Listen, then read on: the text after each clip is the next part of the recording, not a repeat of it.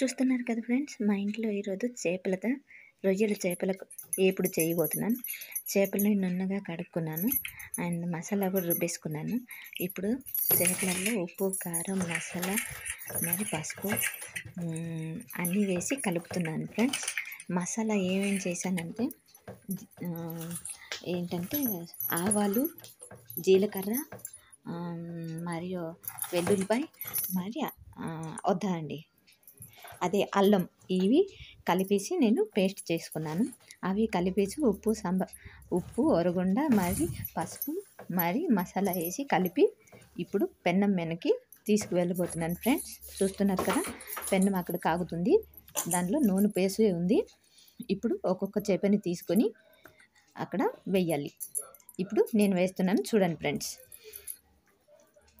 ఇప్పుడు చేపల్ని బాగా కలుపుకున్నాక నూనెలో వేసుకుంటున్నాను. చూడండి, నూనె కాగింది, చేపలని బాగా కలుపుకోవడం కూడా పూర్తయింది. ఒక్కొక్క చేపని తీసుకొని పెన్నం మీద వేసుకోండి.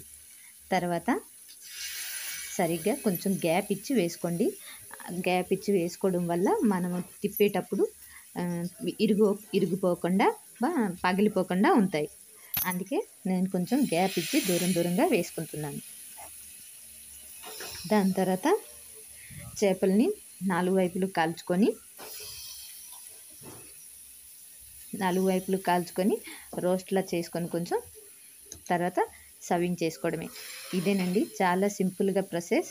కాకపోతే దీన్ని బెస్సర్ రకం మేము చేసామండి. ఇది ఒడిశాలో చాలా ఫేమస్. మేము ఒడిశాలో ఉండడం వల్ల నేను ఒడిశా స్టైల్లో చేపల వేపుడు చేశాను.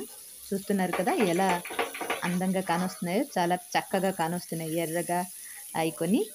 అలా నేను చేశాను ఫ్రెండ్స్. మీకు నచ్చితే మీరు కూడా ఇంట్లో ట్రై చేయండి. ఇంకా టేస్ట్ కూడా చాలా బాగుంటుంది ఫ్రెండ్స్. ఒక్కసారి చేసి చూడండి, మీరు కూడా మళ్ళీ చేస్తారు. ఇది నా వీడియో నచ్చితే లైక్ అండ్ షేర్ చేయండి ఫ్రెండ్స్. కామెంట్ కూడా పెట్టండి, నేను ఇంకా వీడియోలు చేస్తాను. ఇది అయిపోవడమే, ఇంకొక వీడియో కూడా ఉంది ఫ్రెండ్స్. నేను చేపలతో కర్రీ చేసి ఒడిశా స్టైల్లో మీకు పోస్ట్ చేస్తాను. ఇంకా చేపలు అయిపోయాయి ఫ్రెండ్స్, కొంచెం నూనెసి. Okay, bye friends. గుడ్.